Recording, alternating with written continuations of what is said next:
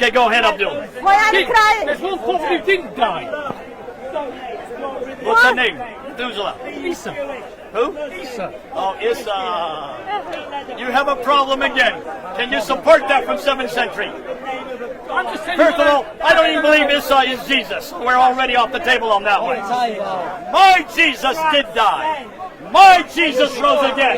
Your Issa is even the wrong name. Issa doesn't mean Jesus in Arabic. What is the name in Arabic for Jesus? Not Issa. Jesuah. Jesuah. You've got the wrong man, you've got the wrong name, you've got the wrong place, you've got the wrong incident. No wonder your God didn't die, because your God doesn't even come to earth. My God comes to earth. My God can walk and talk. Amen. My God can have a relationship with me. What can your God do? You're all of a sudden you're always silent. And this is the problem with you Muslims. You have nothing to offer us. You have nothing to give us. Why should we follow a God who cannot even talk to me? No. My prophet had a young girl, 9-year-old. And you're proud of that? It's what it says. Are you proud of that? It's what it says. Are you proud of that? It's what it says. Did you all hear him? So Muhammad married a girl when she was 7 years old, consummated when she was 9 years old, and he was 53. How old are you? 16. Okay, 10 years younger than you. Is that relevant for today? No. Should we be allowed 53-year-old men marrying 9-year-old girls? No. Yet that's what Muhammad did. Now I want to ask you, who is more relevant, Jesus or Muhammad? Remember, I'm not a Muslim. Jesus alone. And you're going to convert pretty quick, I know. And you see over and over again, everything when we look at Jesus versus Muhammad, who wins every time? Jesus. What's his name? Jesus. Can't hear you. Say it again, and again, and again, and again. Hallelujah. Hallelujah. We speak Right, love. let's go ahead. Two more comparisons. What about his enemies? What did Muhammad do to his enemies?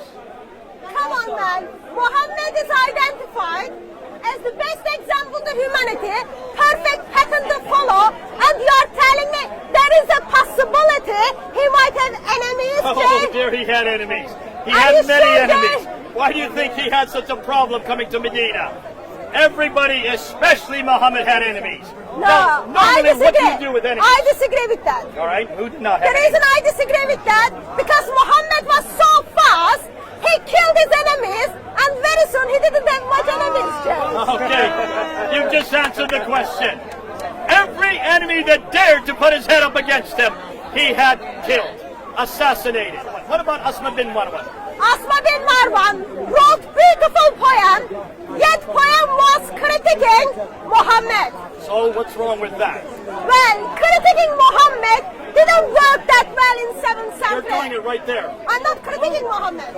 That's a pretty crass No, criticism. that's not a criticism, that's the fact. That's a fact, okay. That's not a criticism. So right now, that's the basically, fact. Asma bin Marwan was doing what Hatun is doing right now. No. She wrote, let me justify. She wrote critical verse. That's She critical wrote, verse. actually, she wrote beautiful poem. And poor Muhammad, Peace, Police, FBI, and Child Protection be upon him, was so hurt. He says, who is going to get rid of this woman for me?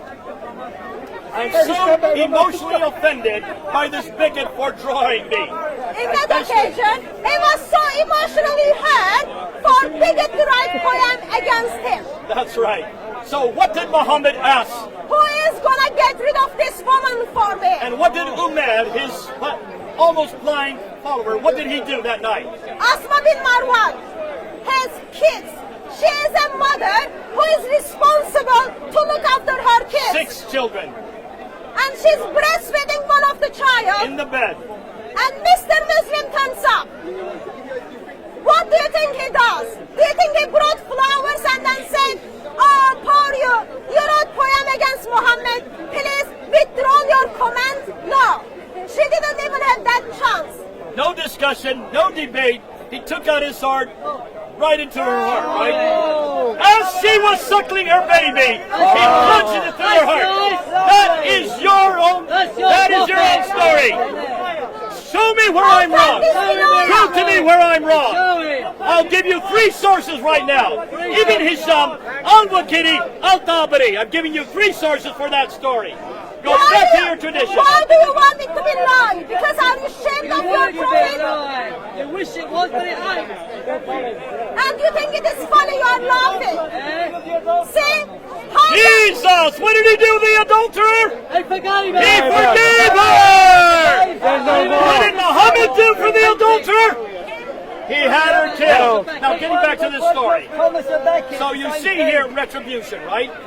So Asma bin Marwan simply was killed for writing poem which Muhammad hurt Muhammad's feelings. She was a mother, she had kids, and she was breastfeeding one of her child. See, when I said Muhammad's enemy didn't live long, why? Because the men of Muhammad, like a mafia, go and got them, took their life, enemy become less and less and less. The very next morning, when Umar comes to Muhammad and says what he had done the night before, Muhammad turns towards him and says, "Blessed are you for what you have done for your prophet." This is the testimony of Muhammad. This is what Muhammad did to those who got rid of his enemy.